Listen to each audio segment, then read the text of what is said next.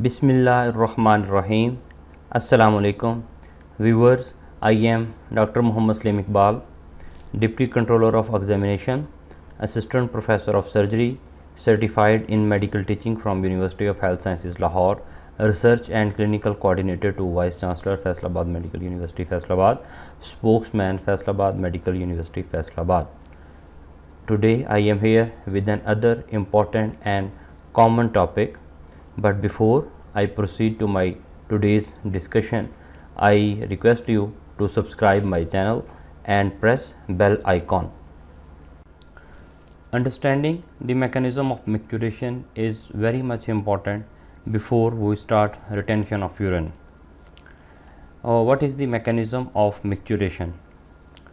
Bladder is basically composed of body which is formed by detrusor muscles and funnel shaped neck. Neck of urinary bladder is surrounded by internal urethral sphincter which is smooth muscles, and external urethral sphincter is formed by overlying striated muscle fibers of pelvic floor. Adult urinary bladder has capacity of 400 to 600 ml. Bladder is innervated by efferent somatic, sympathetic and parasympathetic fibers, whereas visceral afferent fibers arise from bladder wall, that is stretch receptors. The parasympathetic fibers cause contraction of detrusor. The sympathetic fibers, in contrast, influence relaxation of detrusor and close internal urethral sphincter. These two systems are governed by spinal reflexes, which are regulated by two pontine brainstem centers, pontine storage centers and pontine micturition centers. Voluntary control of bladder becomes fully developed by first few years of life, and it involves coordination amongst frontal cortex, pontine centers and spinal segments influencing bladder control. During the process of micturition, two phases can be distinguished as the storage phase and emptying phase. First urge to void is felt at bladder volume of 150 ml. The tension receptors in bladder walls are activated at volume approximately 300 ml, creating a sense of fullness. Activation of tension receptors propagates signals that travel through pelvic sensory nerves, arriving at spinal cord, where they activate parasympathetic neurons. Activation of parasympathetic neuron stimulates efferent pelvic nerves and create complete and synchronous contraction of detrusor muscles. This increases intravesical pressure and allows bladder to empty quickly and efficiently, as internal sphincter is also relaxed. If micturition is not desired and is inconvenient, afferent stimuli from stretch receptor of bladder along with proprioceptive afferents from urethra, penis, vagina, rectum, perineal, anal sphincters activates sympathetic system and external urethral sphincter motor neurons and simultaneously inhibits parasympathetic nervous system. The final effect is to prevent micturition. What is urinary retention?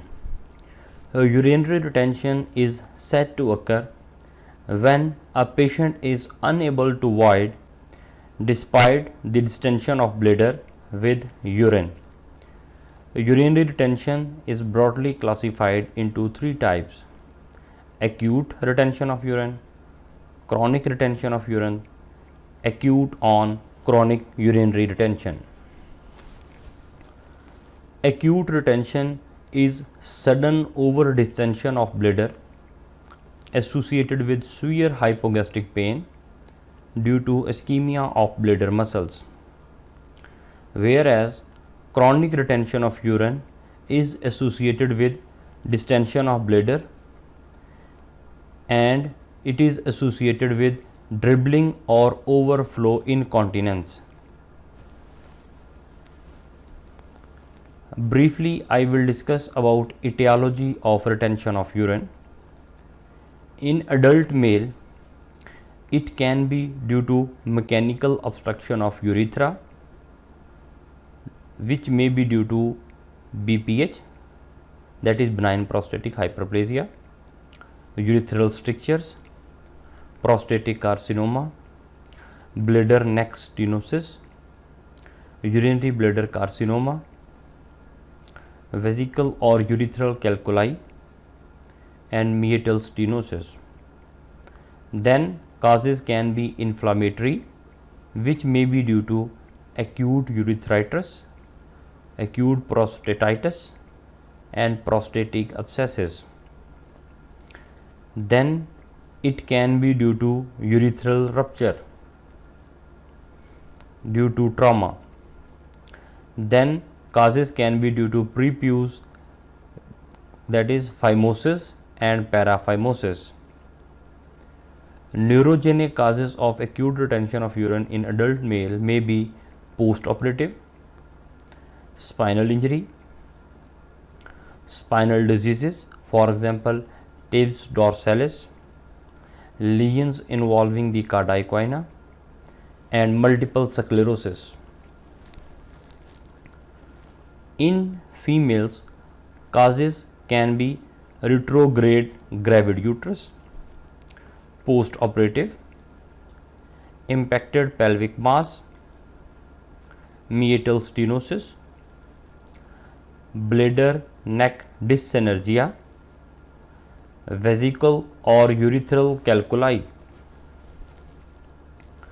In male child, causes can be meatal ulcer with scabbing, meatal stenosis, congenital urethral stenosis, phimosis or paraphimosis, or neurogenic causes due to spina bifida. There are multiple precipitating factors for retention of urine. These precipitating factors can be alcohol, surgery on any region, then cerebrovascular accidents, then multiple drugs can precipitate retention of urine.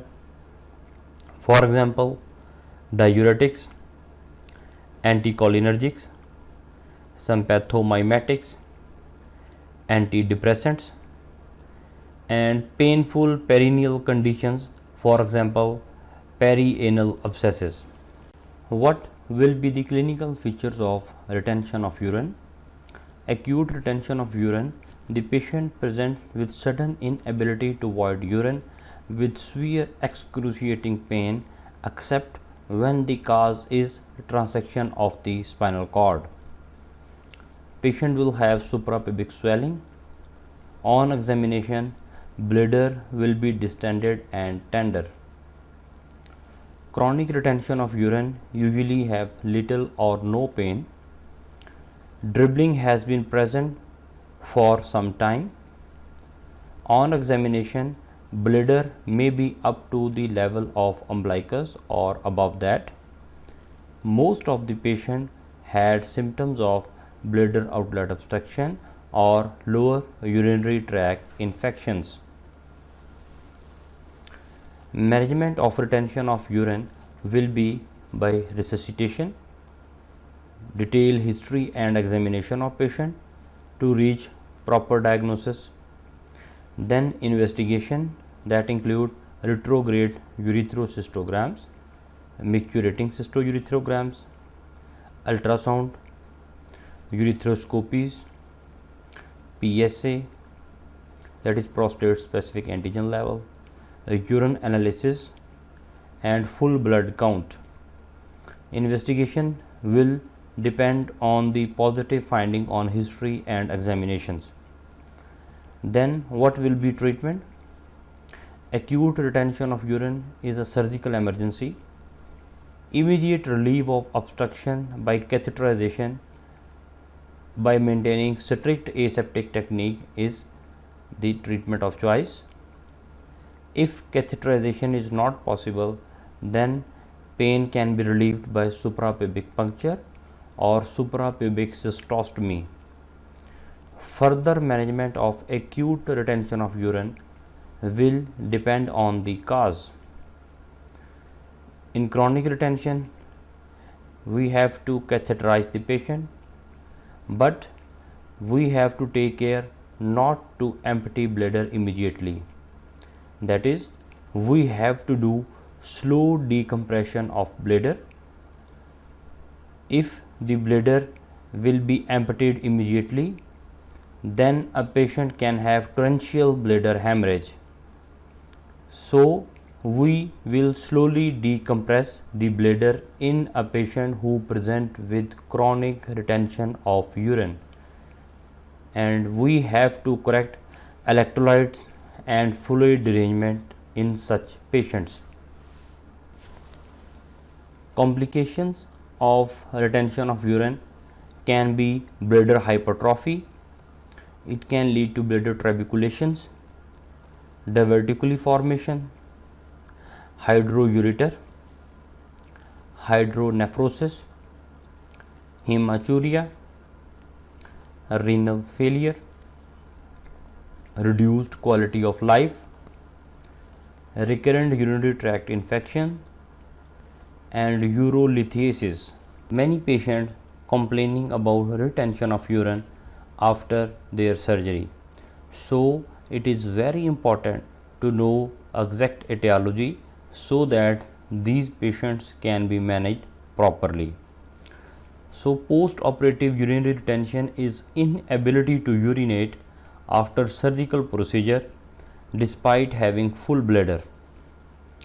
It can be a source of great distress to patient. Surgery basically alter the complex urinary signaling pathway in many number of ways, making post-operative urinary retention a relatively common occurrence. Anesthesia, medications, pain, and physiological changes of surgery itself, as well as local destruction, all have potential effects on patient micturition and particularly autonomic nervous system. Anesthesia can pharmacologically impact normal micturition by suppressing micturition control and reflexes both at central nervous system level and at peripheral nervous system level by blocking neural transmissions at sacral spinal cord.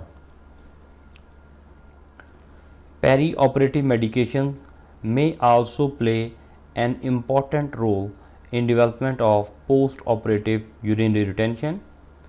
Opioids in particular decrease the sensation of bladder distension by inhibiting parasympathetic servicing the bladder, while also increase bladder neck tone through overstimulation of sympathetic nervous system, leading to increase in outlet obstruction.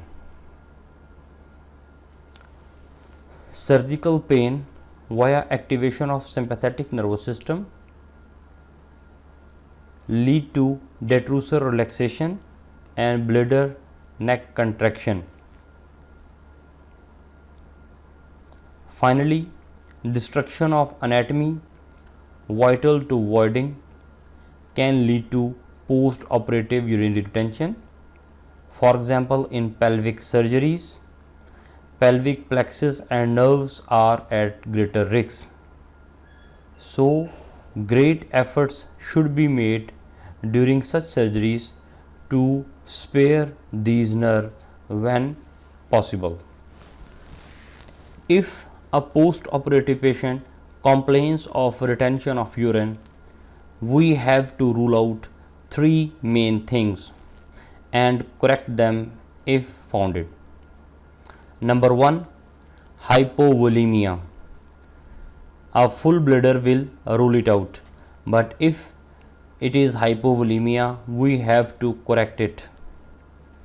Then number two, iatrogenic bilateral ureteral injury or unilateral injury in a patient with solitary kidney. Number third is iatrogenic bladder injury. In all three conditions, ultrasound can be of great help. If the bladder is full on ultrasonogram, then these pathologies are ruled out. How have to treat post-operative urinary retention?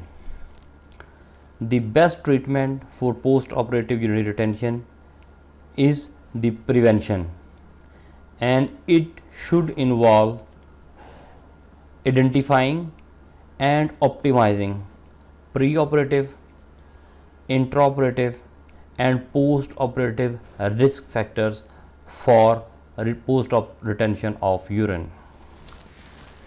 So briefly about pre-operative risk factor.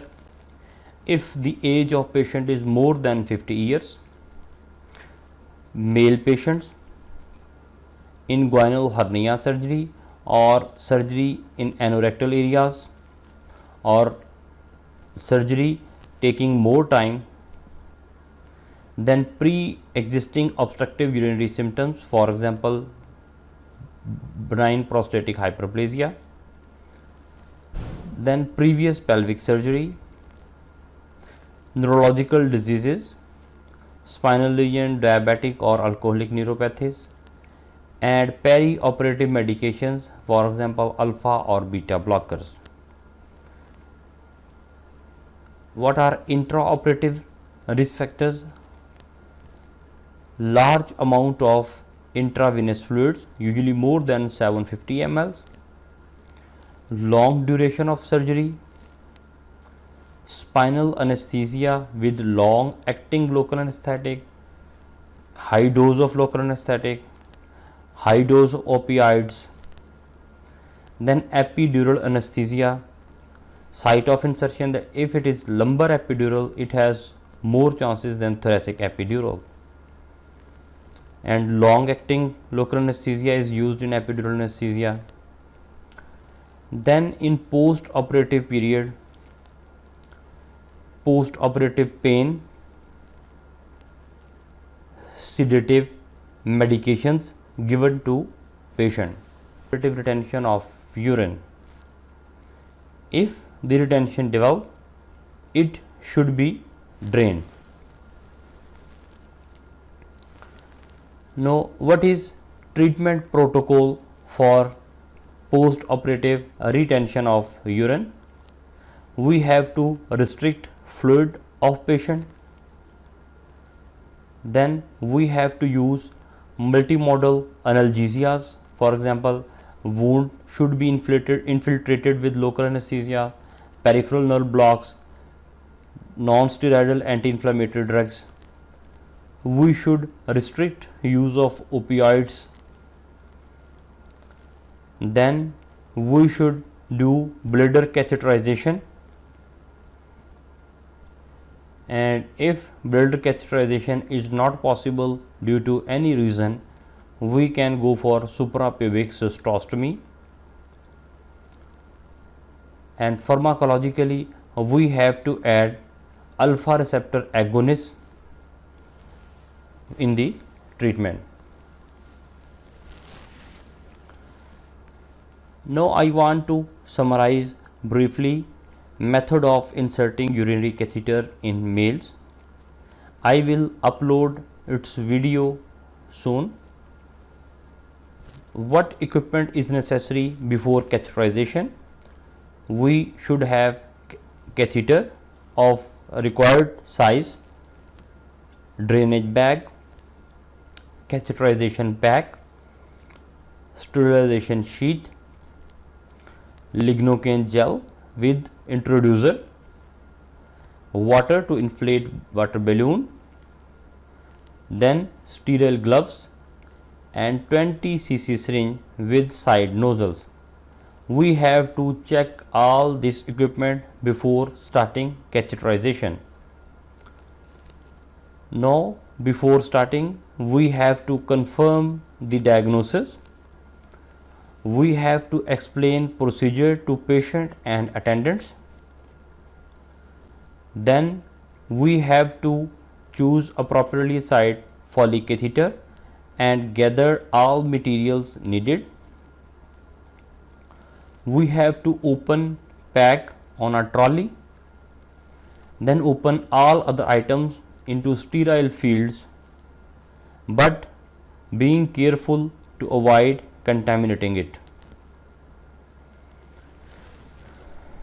Wash hands carefully, put sterile gloves, grasp penis gently but firmly with a swab held in non-dominant hand. Clean the whole area with a single pass with lotion soaked swab, moving from meatus towards perineum. Then pass the drape over penis and make a sterile field. Then gently insert nozzle of anesthetic gel into meatus and firmly squeeze the tube. Hold it here and wait for 3 to 5 minutes for anesthesia to take effect. Open catheter's inner covering, but ensure that tip should not become unsterile. Insert catheter gently into meatus. Position a receiver under the free end of catheter. Only when urine flows out, then inflate the balloon with specified amount of fluid. Attach catheter to bag. Ensure that bag is emptying properly. Remove drape. Clear away all debris. Ensure that patient is comfortable and write all necessary instructions for ward staff. I am very thankful for your valuable time. If you have any query about the topic, you can contact me on my links shared in description. Stay in touch, stay blessed, take care, never miss a video from my channel and subscribe my channel.